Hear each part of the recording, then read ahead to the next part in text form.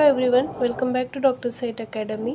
आणि आज आपल्याला ग्रुपवर दिल्याप्रमाणे अगोदर प्रश्नपत्रिका जी दिलेली होती तर ते आपण सोडवत आहोत. डेमो क्वेश्चन पेपर आहे आणि मोस्ट एक्सपेक्टेड जे क्वेश्चन्स असणार आहेत 15 जून 2025 रोजीच्या आपल्या सेट परीक्षेसाठी, तर त्यातील अधिकाधिक प्रश्न घेण्याचा याच्यात प्रयत्न मी केलेला आहे. तेव्हा आपण सुरुवात करूया प्रश्नपत्रिका सोडवायला. प्रश्न क्रमांक 1 आहे, खालीलपैकी कोणते एक ओपन सोर्स सॉफ्टवेअर आहे? आणि पर्याय आहेत ए MS वर्ड, बी विंडोज, सी मोझिला फायरफॉक्स की डी ऑर्बिट रीडर. आणि या प्रश्नाचं अचूक उत्तर असणार आहे पर्याय क्रमांक सी मोझिला फायरफॉक्स. प्रश्न दुसरा, खालीलपैकी कोणते इनपुट डिव्हाइस नाही? मायक्रोफोन, कीबोर्ड, जॉयस्टिक की मॉनिटर. आणि ऑब्व्हियसली पर्याय क्रमांक डी मॉनिटर हे याचे योग्य उत्तर आहे. मॉनिटर हे आउटपुट डिव्हाइस आहे, तर उर्वरित सगळे जे आहेत मायक्रोफोन, कीबोर्ड, जॉयस्टिक हे इनपुट डिव्हाइसेसचे उदाहरण आहेत. त्यानंतर प्रश्न क्रमांक 3, HTMLचा उपयोग मूलतः काय बनवण्यासाठी केला जातो?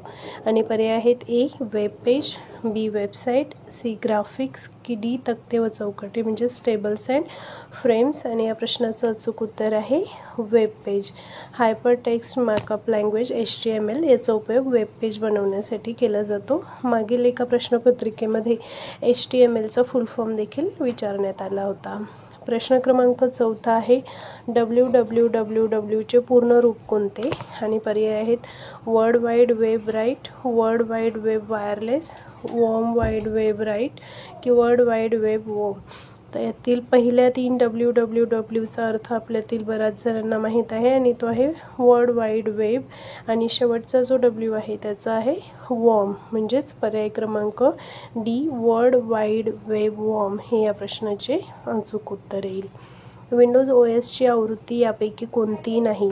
आणि Windows ME, Windows NT, Windows Vista की विंडोज E. आणि या प्रश्नाचं अचूक उत्तर असणार आहे पर्याय क्रमांक 5 विंडोज E.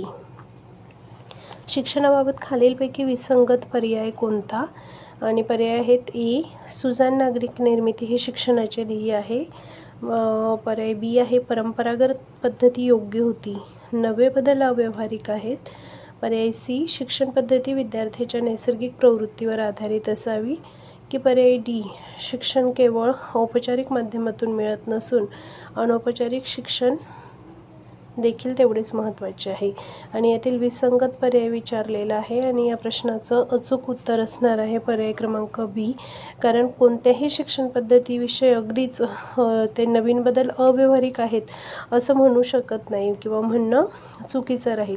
फार फार तर परंपरागत पद्धतीमधील काही गोष्टी चांगल्या होत्या किंवा नवीन बदल जे आहेत, नवीन शिक्षण पद्धतीमधले जे बदल आहेत तर त्यातले काही बदल अव्यावहारिक आहेत किंवा काही बदल अयोग्य आहेत असं म्हणता येऊ शकतं, परंतु संपूर्ण पद्धती अव्यावहारिक आहे अशा पद्धतीचं विधान करणं चुकीचं होतं आणि म्हणून पर्याय क्रमांक बी हे या प्रश्नाचे अचूक उत्तर आहे. प्रश्न क्रमांक 7, स्वतःच्या अध्यापनाशी शिक्षकाने जुळवून घेण्याची जबाबदारी मुख्यत्वे डॅश विद्यार्थ्यांवर अवलंबून असते, मुख्याध्यापकावर अवलंबून असते, स्वतः शिक्षकावर अवलंबून असते की डी शिक्षकाच्या कुटुंबियांवर अवलंबून असते. आणि या प्रश्नाचं अचूक उत्तर असणार आहे स्वतः शिक्षकावर अवलंबून असते. स्वतःच्या अध्यापनाशी शिक्षकाने स्वतः जुळवून घ्यायचे असते.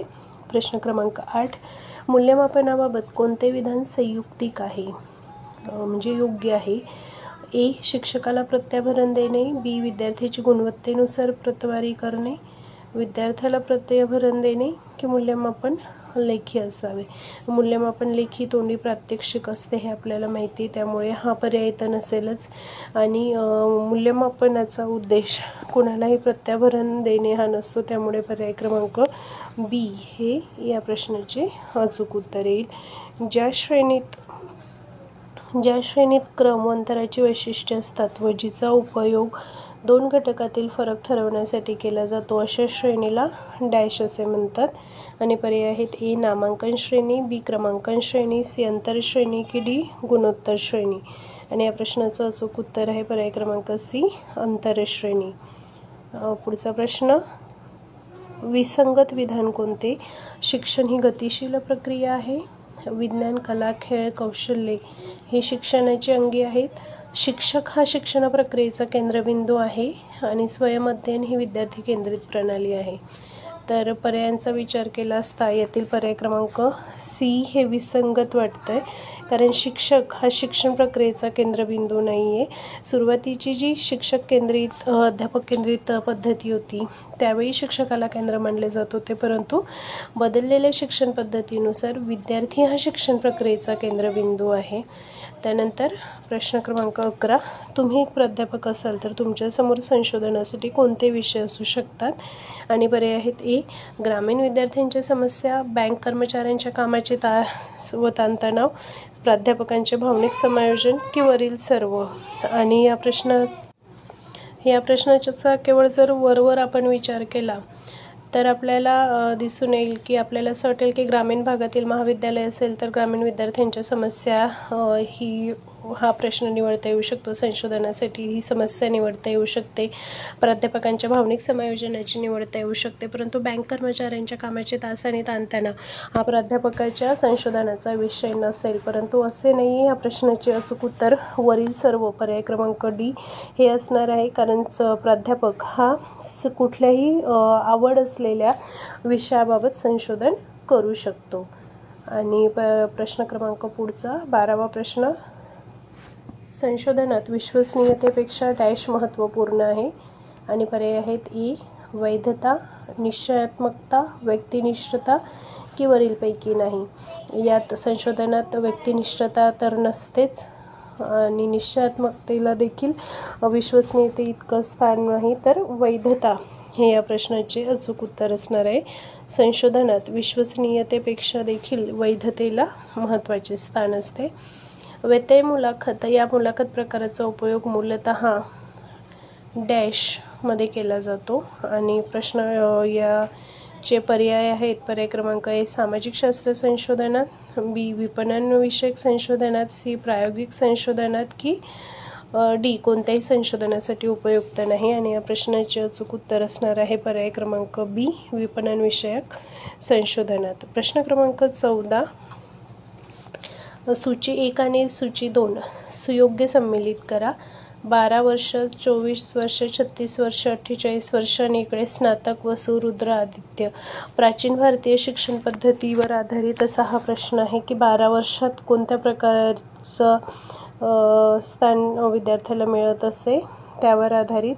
तर या प्रश्नाचं अचूक उत्तर जे असणार आहे ते आहे पर्याय क्रमांक ए, 12 वर्षे स्नातक, 24 वर्षे वसु, 36 वर्षे रुद्र आणि 48 वर्षे आदित्य. प्रश्न क्रमांक 15, जगातील पहिले मुक्त विद्यापीठ कोणत्या देशात स्थापन झाले? भारत, चीन, इंग्लंड की अमेरिका? आणि या प्रश्नाचे अचूक उत्तर असणार आहे पर्याय क्रमांक सी, पर्याय क्रमांक सी, इंग्लंड हे या प्रश्नाचे अचूक उत्तर आहे. इंग्लंडमधील मिल्टन केनीस या शहरात 1967 साली पहिले मुक्त विद्यापीठ स्थापन झाले. भारतातील पहिले मुक्त विद्यापीठ कोणते हे मला कमेंट्समध्ये कळवा. आंध्र प्रदेश राज्यातील आहे. आणि इग्नू हे उत्तर देऊ नका. इग्नू हे जरी प्रसिद्ध विद्यापीठ भारतातील असलं मुक्त विद्यापीठ तरी ते पहिलं मुक्त विद्यापीठ नाही आहे. पुढचा प्रश्न बघूया. प्रश्न क्रमांक 16, प्रभावी संप्रेषणात प्रेषक क्रियाशील असावा, ग्राहक क्रियाशील असावा, प्रत्याभरण तात्काळ मिळावे की माध्यमात अडथळे नसावेत? आणि या प्रश्नाचं अचूक उत्तर असणार आहे सी, प्रत्याभरण तात्काळ मिळावे. संप्रेषणात प्रेषक आणि ग्राहक हे क्रियाशील असणं गरजेचं असतं. माध्यमात अडथळे नसणं देखील संप्रेषणाच्या परिणामकारकतेसाठी चांगलं असतं. परंतु प्रभावी संप्रेषणाचा अत्यावश्यक गुणधर्म म्हणजे प्रत्याभरण तात्काळ मिळावे. प्रत्याभरण तात्काळ मिळाले तर संप्रेषण प्रक्रिया पूर्ण होते आणि प्रभावी होते. प्रश्न क्रमांक 17, जनसंप्रेषण हे शाब्दिक असते, अशाब्दिक असते, शाब्दिक व अशाब्दिक असू शकते की सांगता येत नाही?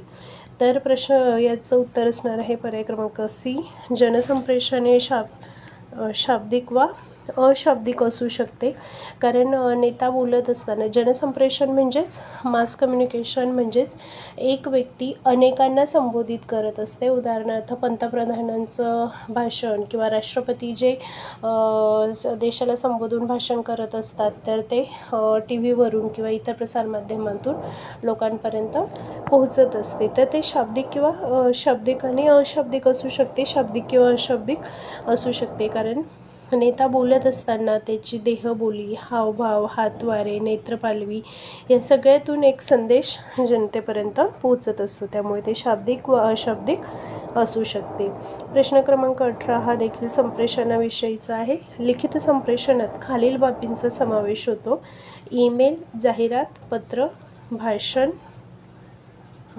आणि या प्रश्नाचे पर्याय आहेत 1, 2, 3, 2, 3, 4, 1, 3 व 4 की डी 1, 2 आणि 4. तर या प्रश्नाचं अचूक उत्तर असणार आहे 1, 2 आणि 3 म्हणजेच पर्याय क्रमांक ए. ईमेल, जाहिरात आणि पत्र यामध्ये लिखित संप्रेषणाचा यात समावेश होतो, भाषणाचा यात समावेश होत नाही. कृती ही शब्दांपेक्षा जास्त प्रभावी असते. यातून कोणत्या प्रकारच्या संप्रेषणाचे महत्त्व अधोरेखित होते: शाब्दिक, अशाब्दिक, शाब्दिक, लिखित की अलिखित संप्रेषण. तर कृती ही शब्दांपेक्षा जास्त प्रभावी असते, म्हणजे इथं कृतीला महत्त्व दिलेलं आहे, म्हणून अशाब्दिक संप्रेषण हे या प्रश्नाचं अचूक उत्तर येईल. स्केलर चेन संप्रेषण डॅश प्रकारच्या संप्रेषणास म्हटले जाते. तर स्केलर चेन संप्रेषण हे औपचारिक संप्रेषणाचे उदाहरण आहे. पर्यावरणाचे डॅश प्रकार असतात: केवळ अनुकूल पर्यावरण, केवळ प्रतिकूल पर्यावरण, अ व ब दोन्ही अचूक की सांगता येणार नाही. आणि या प्रश्नाचं उत्तर असणार आहे पर्याय क्रमांक सी, अ व ब दोन्ही अचूक. पर्यावरण हे केवळ अनुकूल किंवा केवळ प्रतिकूल नसते, तर अनुकूल वा प्रतिकूल असू शकते. प्रश्न क्रमांक 22 मानव विकासाचे आधारस्तंभ डॅश असतात. आणि पर्याय आहेत 1 समानता, 2 दक्षता व उत्पादकता, 3 सहभाग आणि सशक्तीकरण, 4 स्थिरता, 5 नाविन्य आणि 6 विभाजन. आणि पर्याय आहेत 1, 2, 3, 4, 1, 2 व 5, 1, 5 व 4, 5, 6 व 2. आणि या प्रश्नाचं अचूक उत्तर असणार आहे पर्याय क्रमांक ए, 1, 2, 3 व 4 हे मानव विकासाचे आधारस्तंभ आहेत, म्हणजे समानता, दक्षता आणि उत्पादकता, सहभाग आणि सशक्तीकरण आणि स्थिरता. सहस्त्र विकास ध्येय मिलेनियम डेव्हलपमेंट गोल्स सिद्धीसाठी कोणता कालावधी निश्चित करण्यात आलेला आहे? आणि पर्याय आहेत ए 2000 ते 2015, 2015 ते 2035, 1992 ते 2005 की डी 2000 ते 2025. आणि या प्रश्नाचे अचूक उत्तर असणार आहे पर्याय क्रमांक ए. सहस्त्र विकास ध्येयांच्या सिद्धीचा जो कालावधी होता तो 2000 ते 2015 पर्यंत होता. MDGचा कालावधी. या विषयावर प्रश्नपत्रिकेत दरवर्षी जवळजवळ एक प्रश्न तरी निश्चित असतो, त्यामुळे MDGs आपण व्यवस्थित केलेले असले पाहिजेत. भारतात मँग्रोव्ह वने कोठे आढळतात? ए पश्चिम घाट, बी मलबार किनारा, सी सुंदरबन की डी कच्छ. आणि या प्रश्नाचे अचूक उत्तर असणार आहे पर्याय क्रमांक सी सुंदरबन. सुंदरबन हा गंगेचा त्रिभुज प्रदेश आहे आणि तिथं मँग्रोव्ह वने आढळतात. त्याच्यानंतर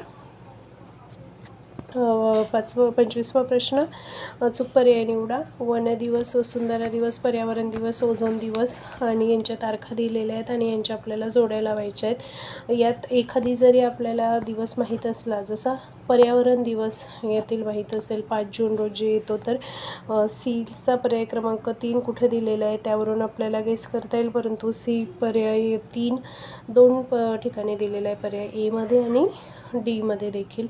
मग त्यावरून आता वन दिवस कधी येतो किंवा ओझोन दिवस माहिती असू शकतो, वसुंधरा दिवस माहिती असू शकतो, तर यातील जो पर्याय आपल्याला माहीत असेल त्यावरून आपण याचं उत्तर गेस करू शकतो.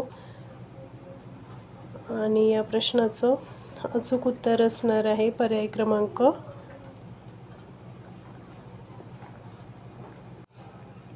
या प्रश्नाचं चूक उत्तर असणार आहे पर्याय क्रमांक बी.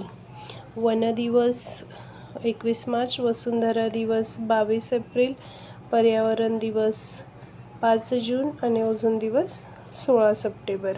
पर्याय क्रमांक बी. भारतीय संविधानाच्या कोणत्या भागात मूलभूत कर्तव्यांचा समावेश आहे? आणि पर्याय आहेत पर्याय ए आहे भाग 1, भाग 5, भाग 4B की भाग 4A. आणि या प्रश्नाचं चूक उत्तर असणार आहे पर्याय क्रमांक डी, भाग 4A. मूळ भारतीय संविधानात मूलभूत कर्तव्यांचा समावेश करण्यात आलेला नव्हता, परंतु नंतरच्या एका मोठ्या घटनादुरुस्तीने ह्या कर्तव्यांचा समावेश भारतीय राज्यघटनेत करण्यात आलेला आहे. मला कमेंट्समध्ये नक्की सांगा की ती घटनादुरुस्ती कितवी होती. त्यानंतर प्रश्न क्रमांक 27. नॅक मूल्यांकनात 3.51 ते 3.75 या CGPAसाठी कोणती श्रेणी दिली जाते? आणि पर्याय याच्यासाठी दिलेले आहेत A++, A की B. आणि या प्रश्नाचे अचूक उत्तर असणार आहे पर्याय क्रमांक बी, A+. प्रश्न क्रमांक 28. डॉक्टर संपूर्णानंद समितीने डॅशबाबत शिफारशी केल्या. पर्याय ए पर्यावरण शिक्षण, बी समाजातील भावनिक एकात्मता, सी प्रौढ शिक्षण कार्यक्रम, डी सर्व शिक्षा अभियान. आणि या प्रश्नाचे अचूक उत्तर आहे समाजातील भावनिक एकात्मता. यासाठीच्या शिफारशी डॉक्टर संपूर्णानंद समितीने केलेल्या आहेत. उपयोजित संशोधनाला डॅश असे देखील म्हटले जाते. आणि पर्याय आहेत ए व्यावहारिक संशोधन, बी मूलभूत संशोधन, सी कृती संशोधन की डी यापैकी नाही. आणि याचे अचूक उत्तर असणार आहे पर्याय क्रमांक ए व्यावहारिक संशोधन जे असते ते उपयोजित संशोधन असते. खालीलपैकी कोणते परिकल्पित जनसंख्येचे उदाहरण नाही? परिकल्पित जनसंख्या म्हणजे निश्चित नसलेली जनसंख्या. आणि पर्याय आहेत जत्रेतील लोकांची संख्या, शाळेतील विद्यार्थ्यांची संख्या, संयुक्त कुटुंबातील व्यक्तींची संख्या की डी वरील सर्व. आणि पर्यायांवरून आपल्याला लगेच लक्षात येईल की जे निश्चित सांगता येत नाही असा एकच पर्याय इथं आहे आणि पर्याय क्रमांक ए जत्रेतील लोकांची संख्या. एका शहराच्या रस्त्यांच्या नकाशात शहराला 9 रस्त्यांनी इतर ठिकाणाहून जोडलेले आहेत. यात 15 चौक, अनेक रस्ते एकत्र येणारी ठिकाणे आहेत व कोणत्याही अंतर्गत रस्त्याला बंद टोक नाही. 2 सोडून प्रत्येक चौक असे आहेत की प्रत्येक चौकात 4 रस्ते मिळतात. जर 14व्या व 15व्या चौकात M व N रस्ते मिळत असतील तर खालीलपैकी कोणती M व N ची किंमत असू शकते? आणि पर्याय आहेत ए 3 व 5, बी 3 व 6, सी 6 व 6 की डी 5 आणि 7. या प्रकारचा प्रश्न सोडवताना लक्षात ठेवायची बाब म्हणजे हे उत्तर नेहमी समसंख्या येईल, विषम संख्या यायला नको. तर शहरातील एकूण चौक आहेत 15, बाहेरून जोडलेले रस्ते 15. तर बेरीज नेहमी समसंख्या येते हे लक्षात घेऊन आपल्याला ह्या उदाहरणाचा विचार करायचा आहे. 15 पैकी 13 चौकात 4 रस्ते एकत्र येतात आणि 5 रस्ते बाहेरून जोडतात. तर 13 गुणिले 4 म्हणजे 52.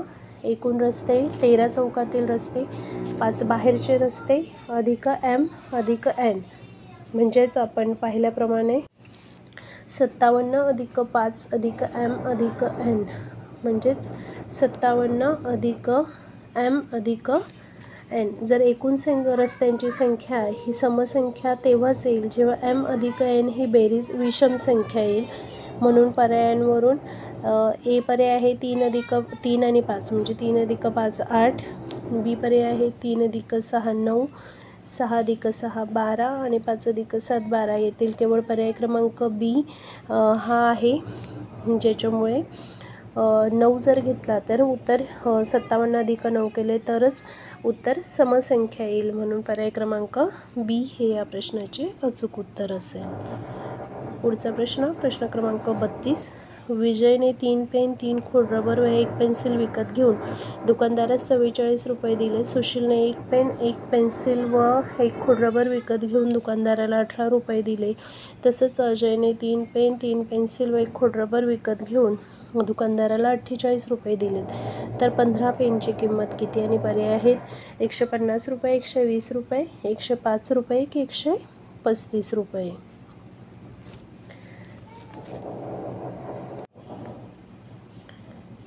यात 3 पेन, 3 खोडरबर, 1 पेन्सिल बरोबर 44 रुपये. याला आपण एक समीकरण 1 मानूया.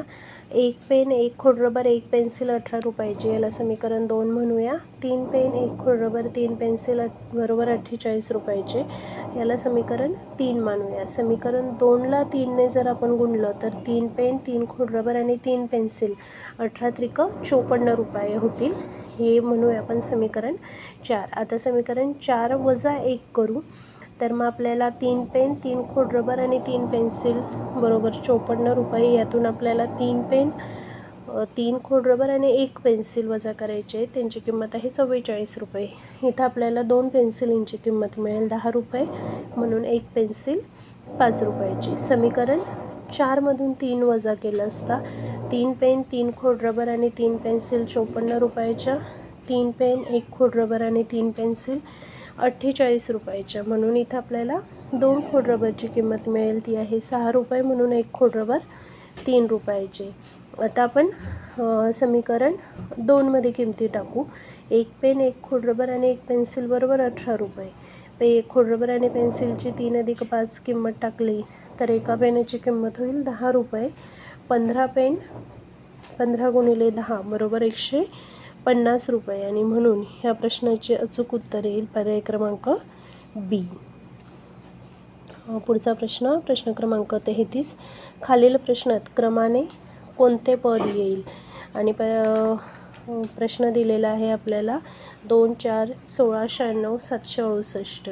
इथं पाहिलं असतं आपल्याला 2ला 2ने गुणलं असता 4 आला, म्हणजे पुढच्या संख्येला 4ला 4ने गुणले असता 16 आले, 16ला 6ने गुणले असता 96, 96ला 8ने गुणले असता 768. म्हणजे प्रत्येक वेळी ज्या संख्येने गुणायचं आहे ती 2ने वाढते, म्हणून 768ला आपण 10ने गुणले असता आपल्याला पुढचा क्रमांक मिळेल, आणि तो आहे 7680, म्हणजेच पर्याय क्रमांक ए. प्रश्न क्रमांक 34. एका विशिष्ट सांकेतिक भाषेत पॉट हा शब्द QONPUS असा लिहितात, तर त्याच भाषेमध्ये वुमन हा शब्द कसा लिहिता येईल, आणि पर्याय आपल्याला इथं दिलेले आहेत. इथं लक्षात घ्यायची एक बाब म्हणजे 3 अक्षरांच्या शब्दासाठी 6 अक्षरं यूज झालेली आहेत, त्याच्यामुळे एका अक्षरासाठी 2 अक्षरे इथं वापरलेली आहेत. म्हणजेच पीच्या नंतरचे व अगोदरचे अक्षर, ओच्या अगोदरचे व नंतरचे अक्षर, टीच्या पहिले नंतरचे आणि मग नंतर अगोदरचे, या क्रमाने अक्षरे घेतलेली आहेत. यानुसारच डब्ल्यूसाठी XV, ओसाठी NP, एमसाठी NL, एसाठी ZB आणि एनसाठी OM, अशाप्रमाणे वुमनसाठी XV, NP, NL, ZB, OM, म्हणजेच पर्याय क्रमांक डी हे या प्रश्नाचे उत्तर येईल. त्यानंतर पुढचा प्रश्न क्रमांक 35. आज रोजी एका महिलेचे वय तिच्या मुलाच्या वयाच्या तिप्पट आणि पतीच्या वयापेक्षा 5 वर्षांनी कमी आहे. 5 वर्षांनंतर तिच्या मुलाचे वय 17 वर्ष असेल तर त्या महिलेच्या पतीचे 3 वर्षानंतरचे वय आपल्याला काढायचं आहे, आणि आपण हे या पद्धतीने सोडवूया. मुलाचं आजचं वय आपण x मानलं तर महिलेचं वय येईल 3x आणि पतीचं वय येईल 3x अधिक 5. 5 वर्षांनी मुलाचं वय 17 वर्ष असेल असं आपल्याला उदाहरणात दिलेलं आहे, त्यामुळे मुलाचं आजचं वय येईल 12 वर्ष. मुलाचं आजचं वय 12 वर्ष असेल तर पतीचे आजचे वय 3x अधिक 5, म्हणजे 3 गुणिले 12 अधिक 5 म्हणजेच 41 वर्ष. म्हणून मग 3 वर्षांनी पतीचं वय येईल 41 अधिक 3 म्हणजेच 44 वर्ष, आणि पर्याय क्रमांक डी हे या प्रश्नाचे अचूक उत्तर येईल. आता प्रश्न क्रमांक 36 ते 40 जे आहेत ते खालील तक्त्यावर आधारित आहेत. खालील तक्त्यात अमेरिकेतील विविध राज्यात राहणाऱ्या भारतीय व पाकिस्तानी नागरिकांची संख्या दिलेली आहे, आणि या तक्त्याचा अभ्यास करून आपल्याला प्रश्न क्रमांक 36 ते 40 या प्रश्नांची उत्तरं लिहायची आहेत, आणि हा तक्ता त्यासाठी आहे आपल्याला. तर प्रश्न क्रमांक 36 आहे. सी राज्यात राहणाऱ्या भारतीय व पाकिस्तानी नागरिकांच्या लोकसंख्येतील फरक बी राज्यात राहणाऱ्या भारतीय व पाकिस्तानी नागरिकांच्या लोकसंख्येतील फरकाहून किती कमी वा जास्त आहे. सी आणि बी राज्यातील लोकांविषयीचा हा प्रश्न आपल्याला इथं विचारलेला आहे आणि पर्याय दिलेले आहेत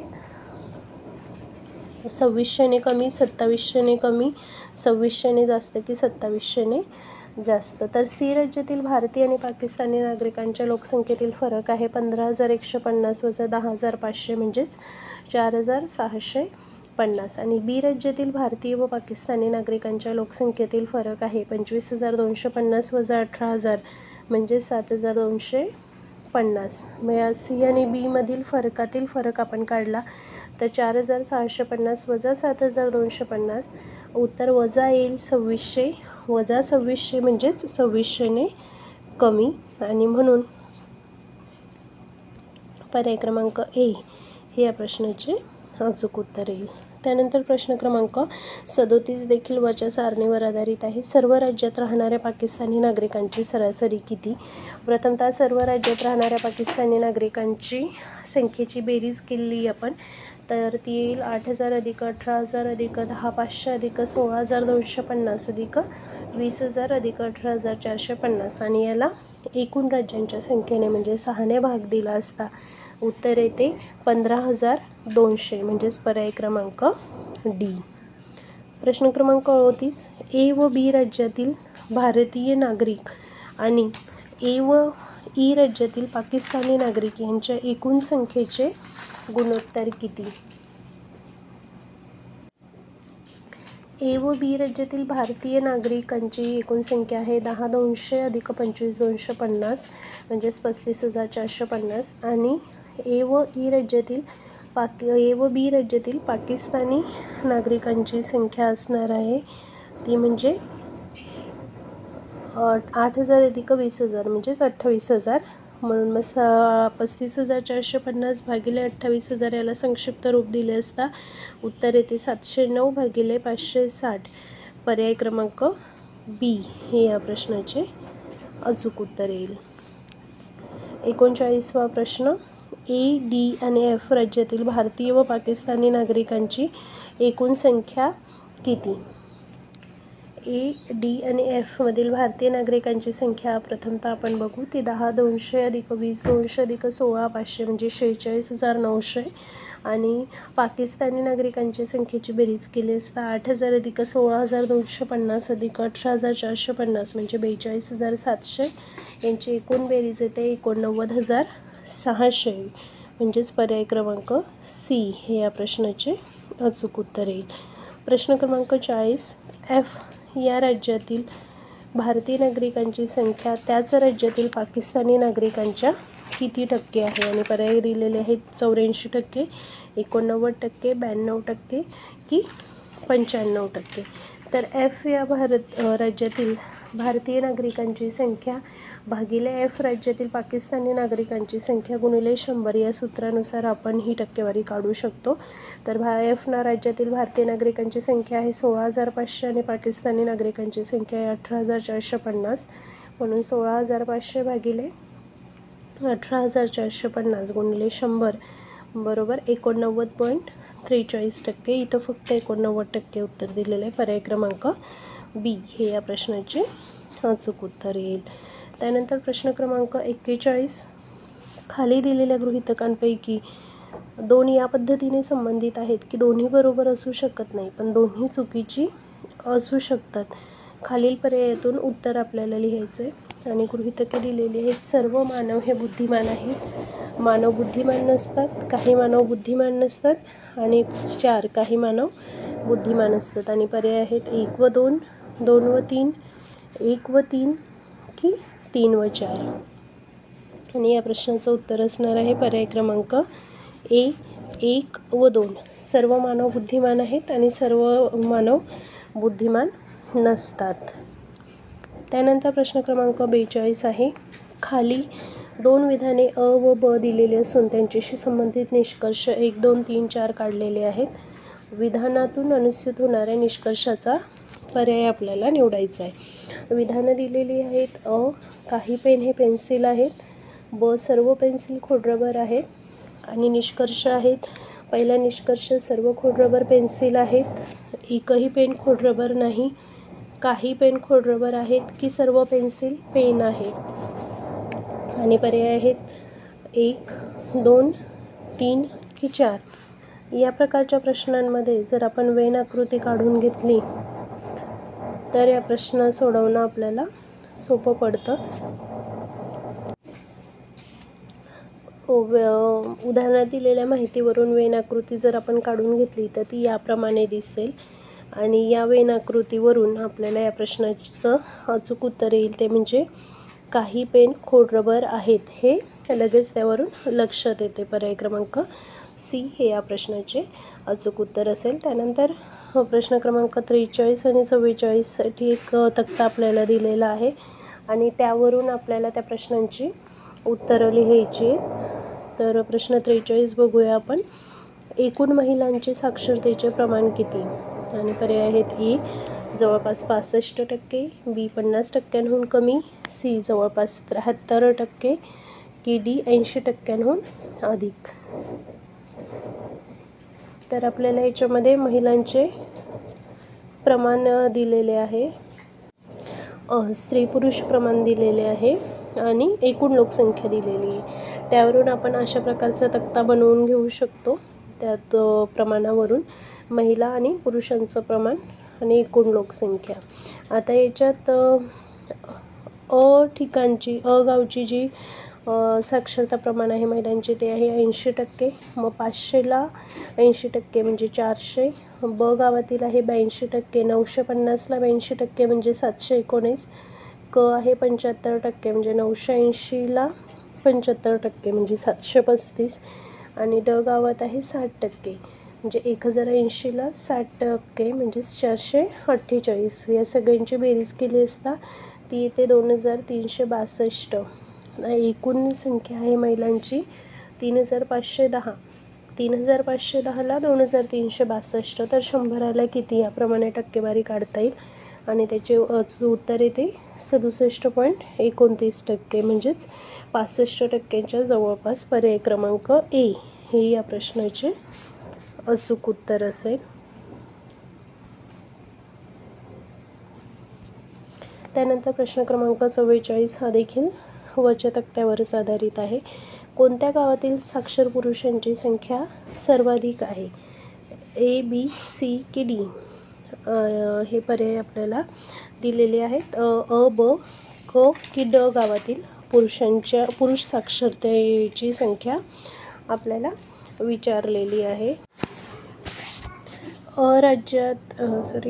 गावातील पुरुष साक्षरतेचे एकूण पुरुष आहेत 700, त्याच्या 80% 560 पुरुष आहेत. ब राज्यात 950 पैकी 82% म्हणजे 779. तर क राज्यात 1120 पैकी 75% म्हणजे 840. आणि ड राज्यात 1200 पैकीच्या 60% म्हणजे 720. यावरून क राज्यातील 840 ही संख्या सर्वाधिक आहे आणि म्हणून पर्याय क्रमांक सी हे या प्रश्नाचे अचूक उत्तर येईल. प्रश्न क्रमांक 45.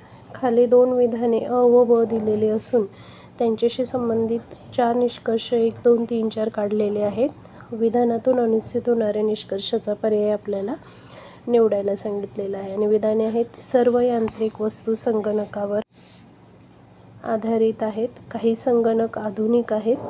आणि निष्कर्ष आहेत 1 काही तांत्रिक वस्तू आधुनिक आहेत, दुसरा काही तांत्रिक वस्तू आधुनिक नाहीत, तिसरा निष्कर्ष आहे काही यांत्रिक वस्तू संगणकावर आधारित आहेत. आणि निष्कर्ष क्रमांक 4 आहे काही आधुनिक वस्तू संगणकावर आधारित आहेत. आणि पर्याय आहेत ए फक्त 1 व 2, पर्याय बी 1, 2 आणि 3, पर्याय सी 1 आणि 4 आणि 1 ते 4 सर्व, आणि पर्याय डी एकही नाही. आणि या प्रश्नाचे अचूक उत्तर असणार आहे पर्याय क्रमांक सी 1 ते 4 सर्व. वेन आकृती काढूनच मागील प्रश्नाप्रमाणे हा प्रश्न देखील आपण सोडवू शकत आहोत. ऑलरेडी 34 मिनिट 35 मिनिटाच्या जवळपास आपला व्हिडिओ झालेला आहे. आता इथं आपल्याला उतारा दिलेला आहे आणि उतार्यावर आधारित प्रश्नांची उत्तरं विचारलेली आहेत. तर मी हा उतारा आपल्या समोर ठेवते. आपण याचा स्क्रीनशॉट घेऊ शकता आणि त्यावर आधारित प्रश्नांची जी उत्तरं आहेत तर त्या प्रश्नांच्या उत्तरांना मी फक्त टिक करून देते.